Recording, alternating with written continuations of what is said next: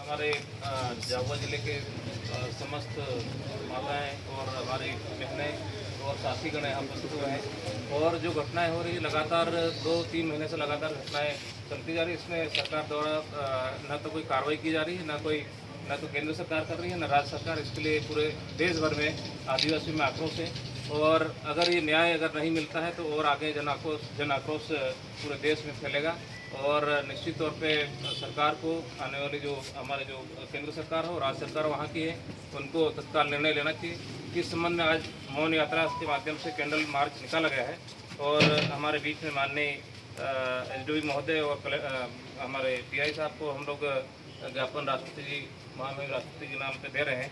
आपसे अनुरोध है कि इस ज्ञापन को वहाँ तक पहुँचाने हेतु सभी का अनुरोध है। ज्ञापन का एक बार मैं वाचन करना चाह रहा हूँ। प्रति महामहिम राष्ट्रपति महोदय, राष्ट्रपति भवन नई दिल्ली द्वारा पुलिस उस घटनाक्रम में अपने आप को देख रहा है, क्योंकि हम आदिवासी हैं, हम कबीले हैं और हम सब एक दूसरे से जुड़े हुए हैं।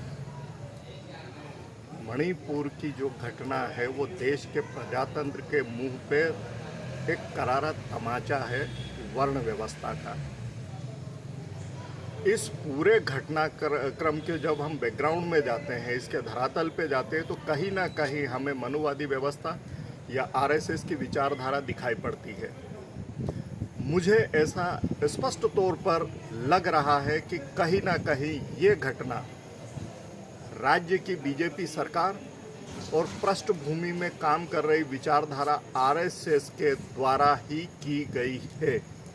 इसके लिए जिम्मेदार ये दोनों संस्थाएं हैं और मैं समस्त प्रजातांत्रिक जो इस देश की व्यवस्था में संस्थाएं हैं, चाहे वो सुप्रीम कोर्ट हो, चाहे वो राष्ट्रपति भवन हो, चाहे वो राज्य भवन हो, मैं उनसे फिर से विनम्र अपील करना चाहता हूं कि वे प्रजातंत्र के तहत कदम उठाएं, क्योंकि हम नहीं चाहते कि हम भारत के आदिवासी इस संबंध में अपने स्तर से कुछ कदम उठाएं, क्योंकि हम कबीलों का जो अतीत है, जो इतिहास है, वो रक्त रंजित रहा है।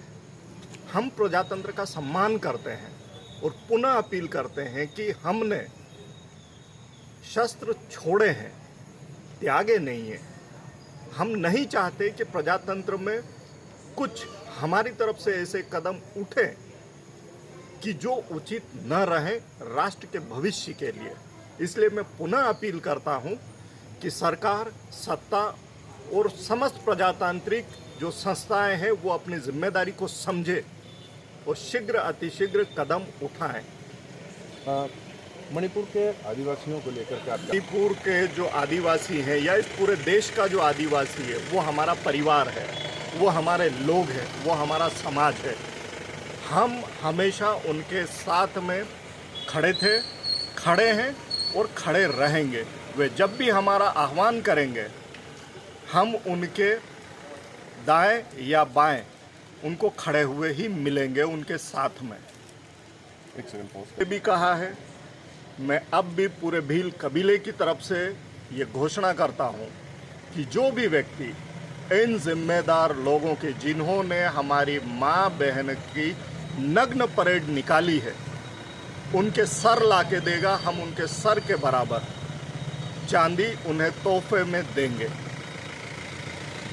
बुरा लग रहा है। हमने जब से ये वीडियो देखा है बहुत ही आक्रोश पैदा हो रहा है और अगर प्रशासन ने ध्यान नहीं दिया तो पूरे विश्व में हमारे आदिवासी आंदोलन करेंगे और इसका नतीजा बहुत बुरा होगा। ये हम आज नहीं, जब भी ये अत्याचार होगा तब हम आंदोलन करेंगे। प्रशासन विशेष ध्यान देवे ताकि इन बर्बादियों को कभी भी ऐसा बढ़ावा न मिले। समाज क्या मांग रखता है प्रशासन से, सरकार से? समाज ये मांग रखता है कि हमारे आदिवासी बहनों के साथ में जो अत्याचार हो रहा है उसमें अगर प्रशासन ने सुधार नहीं किया और उनको सजा नहीं दी तो इसका अंजाम बहुत बुरा होगा। फांसी की सजा होना चाहिए। अपना नाम बताएं। मेरा नाम है गौरी कटारा। उनकी हत्या और उनका नग्न परेड निकालना कैसा देखता है झाबुआ का आदिवासी? देखिए, देश में दुर्भाग्य हमारा आदिवासी समुदाय एक लोग जिनकी संस्कृति, जिनको पूरा देश और सब अपनाने को तैयार है। और आज मणिपुर में जो घटना हो रही हमारी आदिवासी बहनों के साथ में, ये देश के लिए नहीं पूरे विश्व में जोड़ा इसका जो है गलत उससे दिया है, पूरा शर्मसार हुआ है। और हमारे अगर भारत देश की बात करते हैं तो भारत देश में कहाँ गई कानून व्यवस्था यहाँ की? और मध्य प्रदेश में भी कई घटनाएं हुई, यहाँ भी कई घटनाएं होने के बाद भी आज पूरे देश में जो माहौल बना आदिवासियों के लिए, उससे बड़ा जन आक्रोश है। और ऐसी ही अगर हालत रहे देश में राष्ट्रीय शासन लगाना चाहिए वहाँ पर मणिपुर में। और जो आदिवासियों के साथ जो घटना हुई है उनके परिवारजनों को उनके जो है उसको उचित मुआवजा दिया जाए और तत्काल उस पर कार्रवाई करते हुए उस पर वहाँ पर उनको जो सजा मौत दिया जाए। देखिए, उसमें कानून व्यवस्था को हाथों में लेना चाहिए इनको, और जो अव्यवस्थाएं हो रही वहाँ पर हिंसक घटनाएं हो रही उस पर तत्काल रोक लेनी चाहिए ताकि हमारा जो समुदाय है, आदिवासी समुदाय है, वो वहाँ पर बच सके।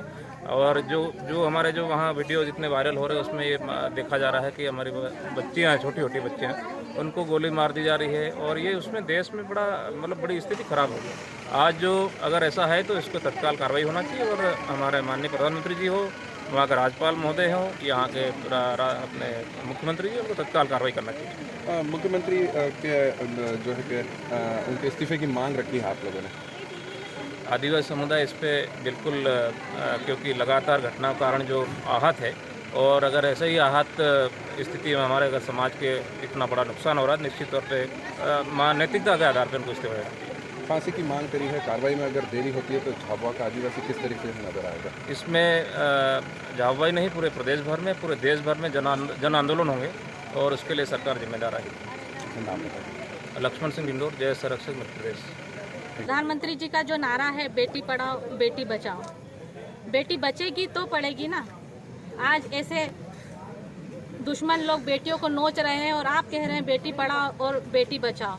आने वाले समय में मुझे नहीं लगता कि बेटियां बचेगी। एक समय था कि बेटियों को जन्म से ही मार दिया जाता था, लेकिन आज बेटियां जन्म ले रही है, उसके बाद दुर्बरता करके और बेटियों को मारा जा रहा है। तो मुझे नहीं लगता कि प्रधानमंत्री जी का ये जो स्लोगन है ये सही साबित होगा। हम राधा डामोर है।